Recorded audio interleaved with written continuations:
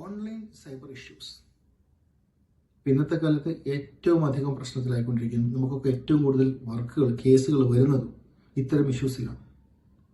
നമ്മൾ വളരെ നിഷ്കളങ്കമായി നമ്മൾ ചെയ്തു പോകുന്ന ചെറിയ ചെറിയ അശ്രദ്ധപരമായിട്ട് വരുന്ന തെറ്റുകൾ ഒരു വ്യക്തികളുടെ സാമ്പത്തികമായിട്ട് വളരെയധികം അടിത്തട്ട് വരെ ഊറ്റുന്ന രീതിയിലുള്ള പ്രശ്നങ്ങളാണ് നടന്നുകൊണ്ടിരിക്കുന്നത്.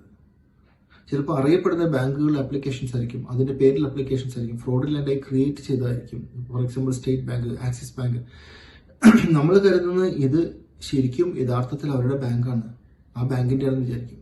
അപ്പം ഏത് അറിയപ്പെടുന്ന സ്ഥാപനങ്ങളുടെ ആണ് എന്ന് വെച്ചാലും അത് വരുന്ന സോഴ്സ് ശ്രദ്ധിക്കുക.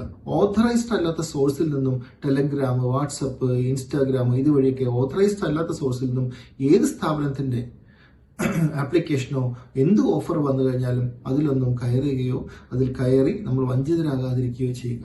കാരണം ഇതിനകത്ത് പണം നഷ്ടപ്പെട്ടു കഴിഞ്ഞാൽ തിരിച്ചു കിട്ടുക എന്ന് പറയുന്നത് വളരെയധികം ശ്രമകരമായ ഒരു വിഷയമാണ്. പലപ്പോഴും പണമെല്ലാം മറിഞ്ഞ് പല അക്കൗണ്ടുകളിലേക്ക് പോകും. പിന്നെ അതിനകത്ത് വന്ന് നമുക്ക് കോടതിയിൽ ക്ലെയിം പെറ്റീഷൻ ഫയൽ ചെയ്തിട്ട് മറ്റുള്ള മാർഗങ്ങൾ ഉണ്ടെങ്കിൽ കൂടിയും ഒരുപാട് പണം നമുക്ക് നഷ്ടപ്പെട്ട് കുറച്ച് പണം മാത്രം കിട്ടുന്ന ഒരു അവസ്ഥയിലേക്കും ചിലപ്പോൾ ഒന്നും കിട്ടാത്ത അവസ്ഥയിലേക്കും ഇത്തരം വിഷയങ്ങൾ പോകാറുണ്ട്.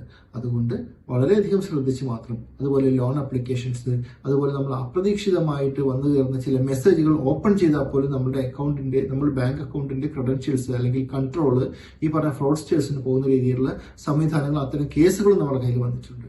So be very careful. Prevention is better than cure.